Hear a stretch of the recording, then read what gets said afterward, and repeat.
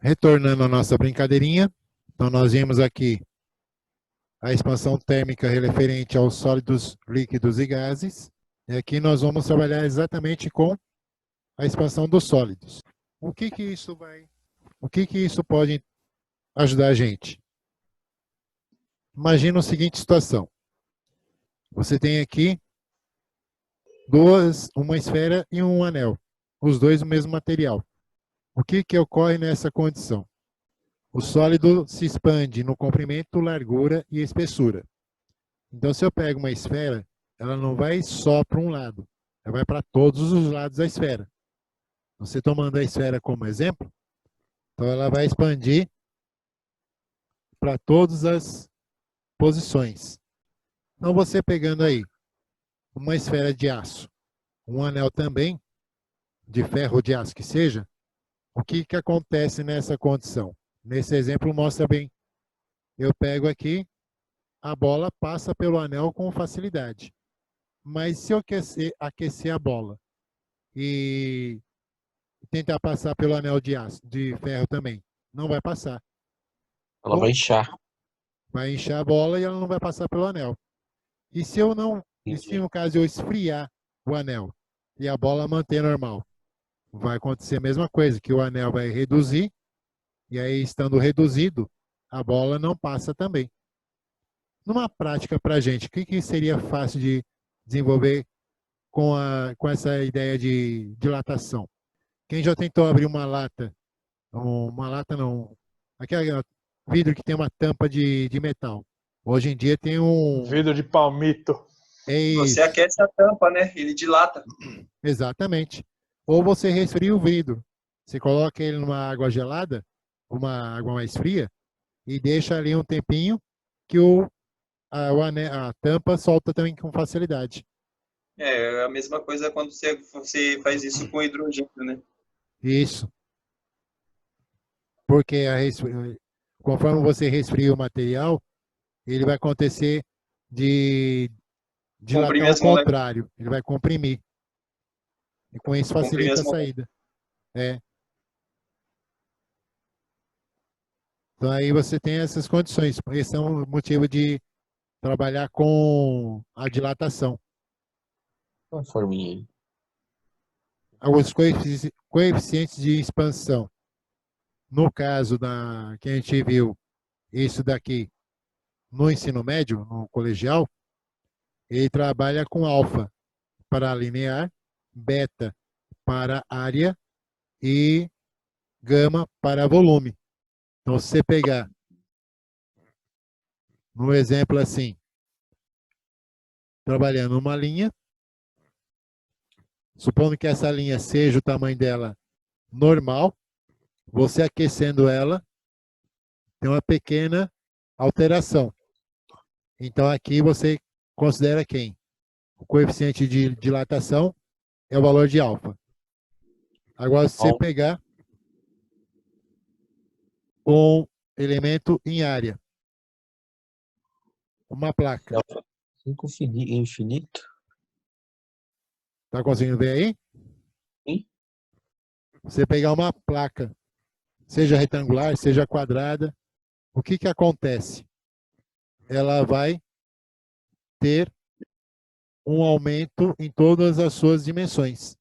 Então aqui você tem essa condição.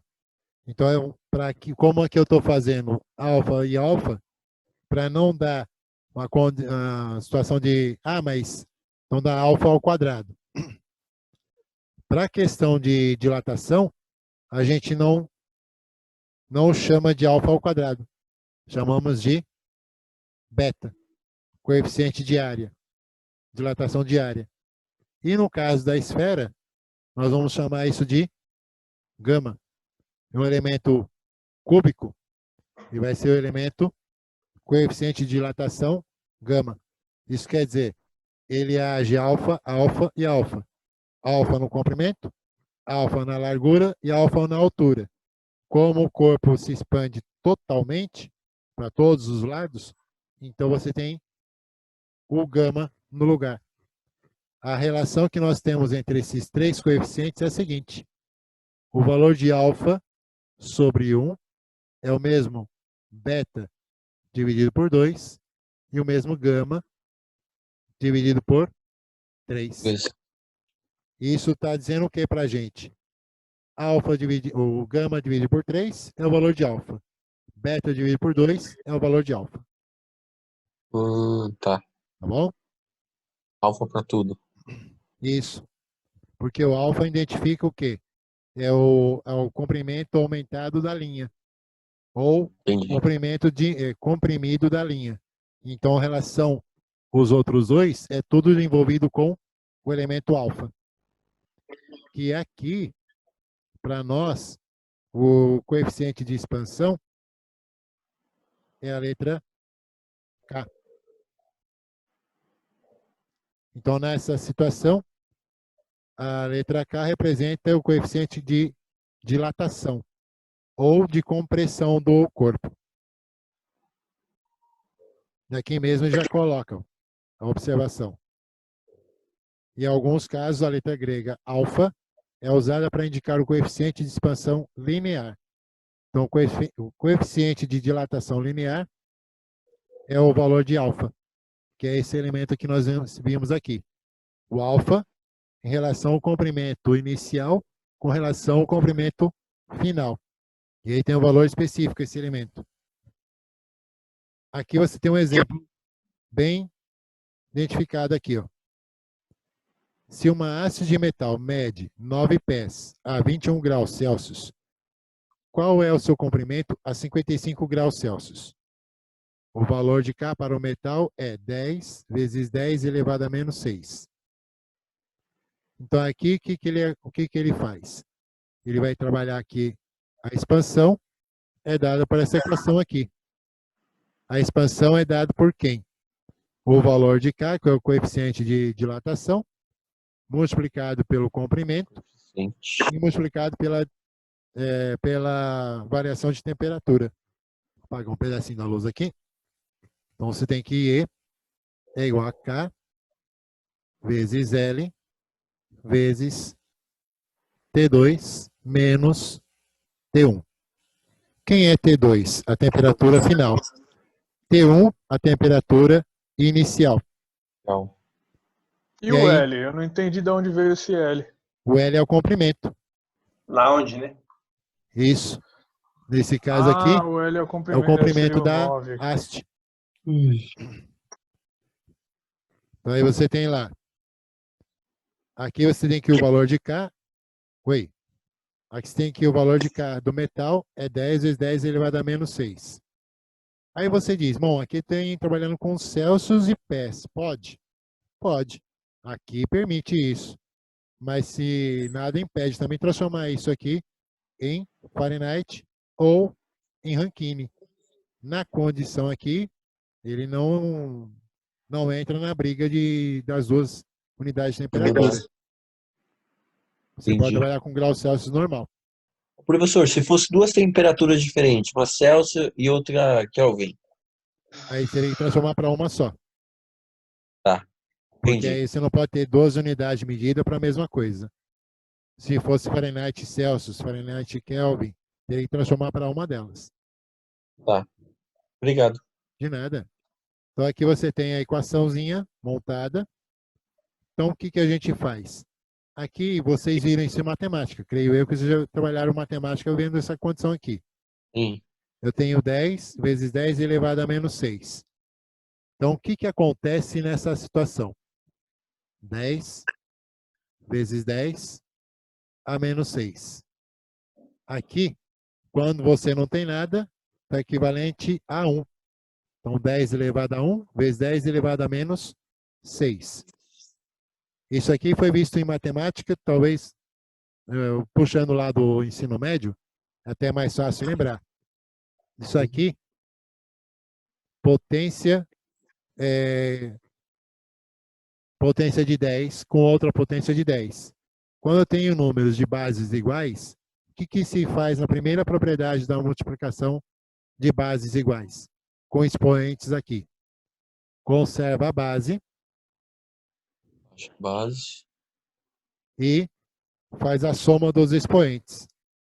O que que acontece nessa condição? A soma de dois números inteiros, nesse 10. caso, 1 é positivo e o 6 é negativo.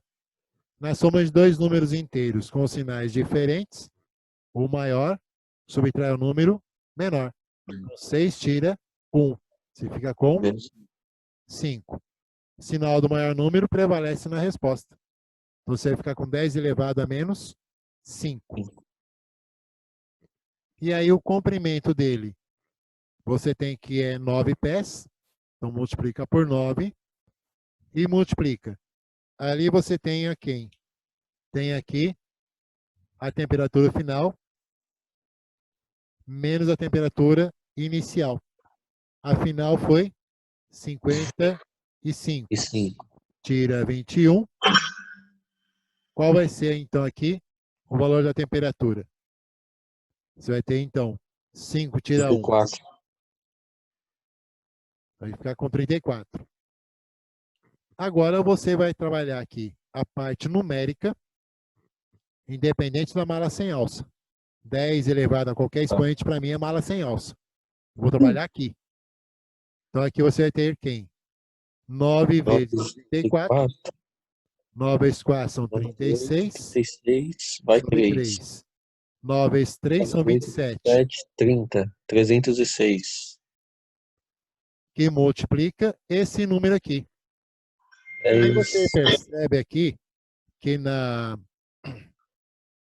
Você percebe aqui que ele transformou a base 10. Então aqui você pode fazer também a transformação. Só que ele colocou 10, ele é 0,000010. Você não precisa fazer isso. O último zero aqui não vai fazer efeito nenhum. Aqui está dizendo o seguinte: esse número 10, elevado a um expoente negativo, ele não está na sua posição normal. Então, o que é essa posição normal? Ele não é um número inteiro, ele é um número decimal. De quantas casas? 5 casas. Primeira casa é o 1. Então, da direita para a esquerda, se eu contar as 5 casas. Primeira casa é 1. Segunda casa, terceira casa, quarta casa, quinta casa. Ponto, unidade inteira. Tudo bem? Uhum. Aí você vai pegar esse número e vai multiplicar por 306. Como é que fica essa finalização? Uma vezes qualquer número é o próprio Qualquer número. Uma vez 306, 306. Mas aí eu não tinha o 1 como inteiro. O que vai acontecer? Eu vou contar. Eu tenho 5 casas decimais. Da direita para a esquerda, contamos as 5 casas decimais. Primeira casa é o 6. Segunda casa é o 0. Terceira casa é o 3. Faltam mais quantas casas? Faltam mais 2 casas. Quarta casa, quinta casa, para ser contada ali. Então, eu vou fazer o quê? Preencher com os zeros os espaços vazios. 0, 0. E finaliza com quem? O ponto e o zero da parte inteira. Então, o que aconteceu aqui? O coeficiente de... Qual foi a expansão que teve nesse metal? 0,00306. Ou 306, como é que ficaria a nomenclatura disso? O primeiro elemento é décimo, o segundo elemento é centésimo, o terceiro elemento é milésimo, o quarto elemento é décimo de milésimo e o outro elemento é centésimo de milésimo. Então você tem 306 centésimos de milésimos como resultado dessa expansão. Tá? O que ocorre? Quantos pés iniciais tinha a barra? Qual é o valor de aqui? Inicialmente já tinha 9. Então a expansão dela foi de 0,00306. O que acontece aqui agora? O que acontece é que você tem lá a expansão final, você vai ter a variação da expansão mais isso aqui. Então, a expansão final vai ser quem? A expansão inicial, o comprimento inicial, mais a variação. Essa variação de comprimento foi de quanto? 0,00306. Você tem 9 mais 0,00306. 306. Nossa, não tem que fazer isso. Isso no caso, você saber o comprimento final dele. Tá. Então aqui vai ficar como agora? EF é igual a 9,00306. Isso. Nessa condição a gente não pode esquecer. Aí foi esquecido, mas a gente não pode esquecer. Então o comprimento final, aqui o inicial era PES. Você vê que aqui ele colocou a expansão, mas não colocou a unidade. Aqui é PES. Então aqui eu tenho que colocar também. Então isso aqui é referente à unidade pé. E aqui no final ele colocou 9 inteiros com 306 milésimos, centésimos de milésimos pés. E aqui é uma tabelinha, eu aconselho vocês a guardarem essa tabela, porque ela é fonte da empresa americana, da Federação Americana da Aviação, com referência a coeficiente de expansão. Tá. E aqui é o coeficiente de expansão por graus centígrados. No caso, não é nem graus centígrados, é graus Celsius. Então, você tem alumínio 25 vezes 10 elevado a menos 6. Braso ou bronze 19 vezes 10 a menos 6. Então, guardem bem essa tabela que vai ser de grande importância para vocês. Aqui está tudo em inglês. Caso vocês venham a precisar de uma informação mais objetiva, é só colocar isso daqui, ou colocar algum, ou no caso aqui o nome dessa FAA, e pedir essa daqui em português. Ela vai aparecer os nomes direitinho de cada objeto. Legal. E aqui são as demonstrações do uso da dilatação. O que que isso nos mostra? Um material que dilata mais rápido, aí você tem aqui uma liga metálica, você vê quem? Tem latão e o invar embaixo. Quando você aquece, o latão ele dilata mais rápido, o invar não. Então ele dobra o elemento. Você percebe aqui a dobra dessa liga metálica. E se eu resfrio, ele puxa o invar para cima. Então o que ocorre? O latão ele tem um coeficiente de dilatação maior, mais curto em questão do invar. Ele pode aumentar, ele pode dilatar mais rápido ou contrair mais rápido que o invar. Aí nessa condição, você tem esse exemplo aqui, no pisca-pisca do veículo, no carro, e conforme ele acende, ele dilata rápido e ele contrai rápido. Então o que ocorre? Ele liga, desliga. Certo? Certo. E aqui, então, você tem um outro exemplo de sistema, usando o sistema bimetálico, que é o ferro e o cobre. Aqui se tem um ribite, tem um fio ligado aqui, conforme dá aquecimento no metal, ele vai encostar, fazendo contato elétrico aqui, passando eletricidade, fechando o circuito elétrico que está aqui. Esse aqui está no Brasil Escola Mecatrônica Atual. Deixa eu dar uma olhadinha aqui. Falta pouco para acabar. Tá, Tem mais uma hora ainda. Sossegado. 6 folhas. 17. 9. Eles estão dando aqui, para mim está aparecendo 90. 90 dá 19 ainda. A camisa que é dobrada, a calça bege que é rasgada porque eu sou fuleiro. Aqui você vai trabalhar com som. Uso o pio que deixa O fedendo som o tem sido definido traseiro. como uma série de perturbações na matéria que o ouvido humano pode detectar. Essa definição pode também ser aplicada a perturbações que estão além do alcance da audição humana. Então, o que é o som? Você bater num recipiente, produz som. Um pedaço, Batendo palma, produz som. Oi? um pedaço de ferro. Isso. Existem 3 elementos que são necessários para a transmissão e recepção do som. Quem seriam esses 3 elementos? A fonte, o meio para transportar o som e o detector.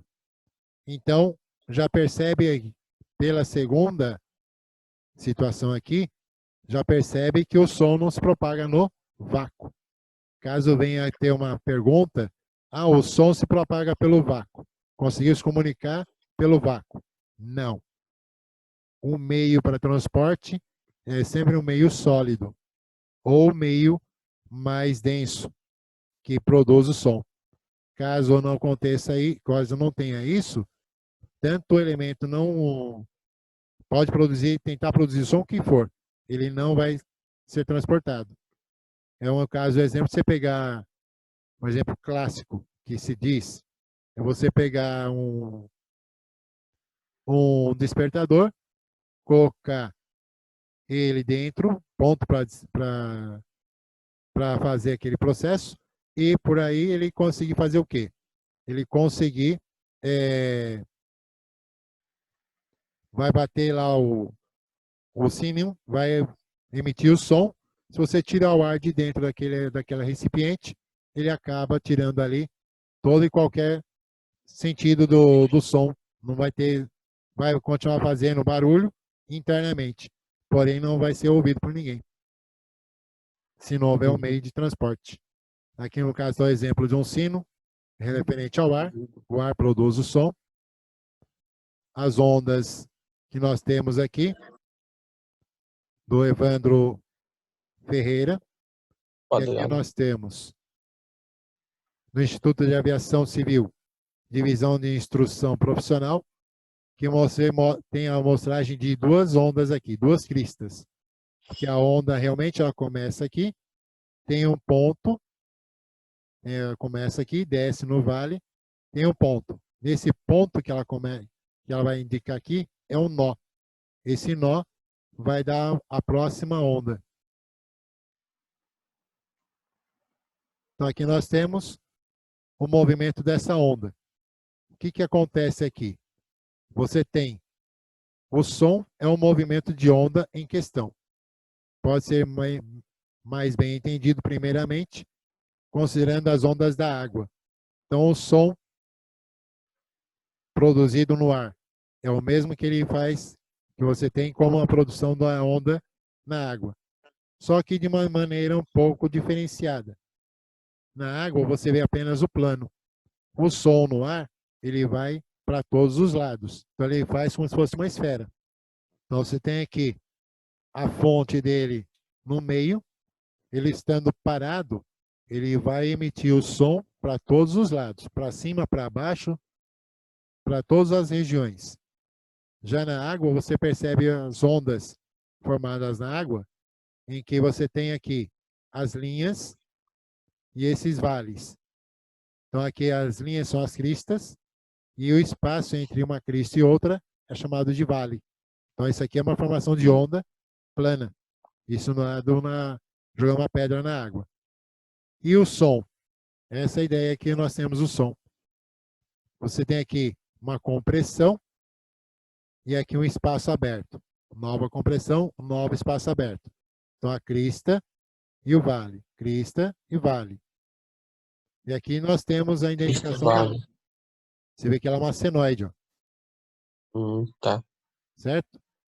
Você tem a amplitude, o valor da amplitude aqui é o mesmo que eu tenho para baixo.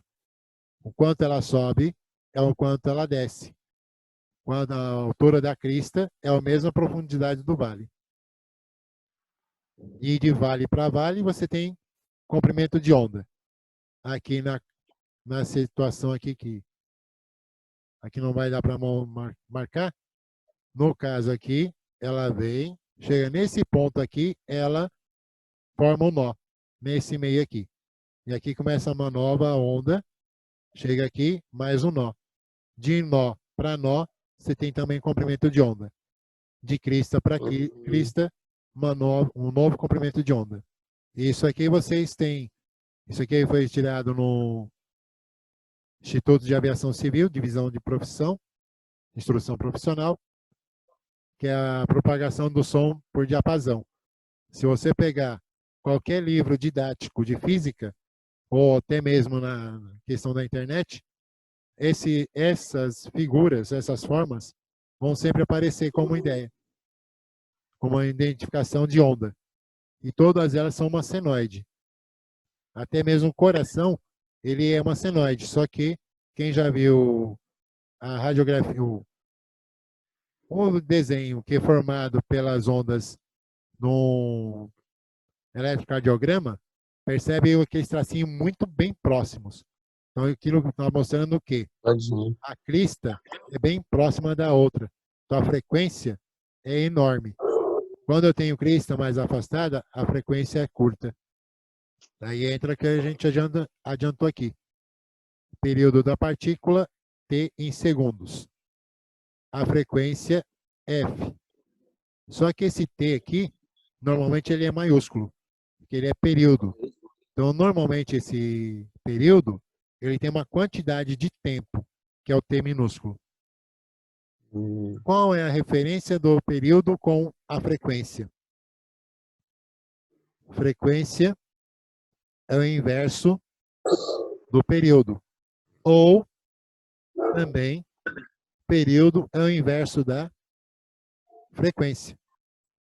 A frequência, se eu tiver o período de 1 por valor em segundos, então aqui a frequência 1 sobre o valor em segundos, nós temos a produção da unidade Hertz. Então você fala assim, bom, como que eu determino a unidade de frequência? A unidade de frequência vai ser o valor 1 sobre o valor de segundos ali dentro. Só que fazendo apenas o elemento 1, número 1, pela unidade de tempo, eu já tenho quem? A formação do Hertz.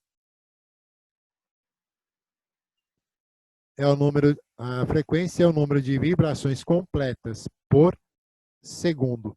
Então, se você pegar, por exemplo, aqui, voltando nesse gráfico, eu tenho a onda começando aqui, veio, parou aqui. Ela parou nesse nó. Então, quer dizer que daqui para cá ela fechou um ciclo. Então, nesse ciclo, eu tenho o quê? Uma frequência completa por segundo. No caso, várias ondas, várias cristas bem próximas, então em um segundo eu posso ter 20 cristas. Então quer dizer que aí a frequência dela é muito mais alta. Aqui ela dá aqui cristas por segundo. Quando expressa essa unidade, a palavra ciclos, é ciclos por segundo, significa vibrações. Já o período é o recíproco da frequência. O recíproco quer dizer, é o inverso. É 1 sobre a frequência. E para a gente determinar... Oi? Não, eu não entendi. Aqui, CPS é ciclos por segundo. Então, ciclos representa a vibração. Quando falamos de ciclos por segundo, a palavra ciclos representa as vibrações causadas na partícula. O período é o recíproco da frequência. O que é o recíproco nessa escrita? É essa aqui. O período é o inverso da frequência. Então, se eu tenho frequência sendo inverso período, a situação é recíproca. O período também é o inverso da frequência. Entendi. Ou seja, só inverte a fração. Exatamente. Um não combina com o outro. E um depende do outro. Entendi. E aqui, a questão da onda também vai quem? A velocidade da onda. Ela é o quê? Comprimento da onda, chamado lambda. Lambda é esse y de cabeça para baixo. Tá. Esse é o lambda.